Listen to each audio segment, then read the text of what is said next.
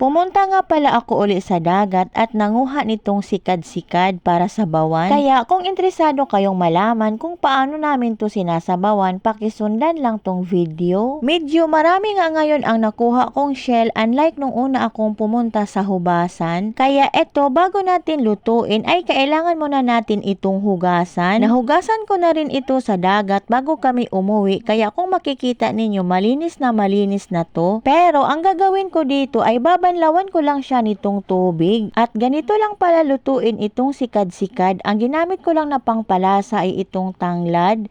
Kaya kung mapapansin ninyo, organic na organic talaga ang proseso ng aking pagkaluto. Nang hindi na nga siya gaanong mainit ay nagsandok na nga ako dito sa mangkok. Sa mga hindi pala nakakaalam kung paano namin ito kinakain, sinusungkit lang namin ng perdible itong loob ng shell para makuha ang kanyang laman. Minsan naman kung walang perdible ay ginagamitan namin ito ng tinik ng suha.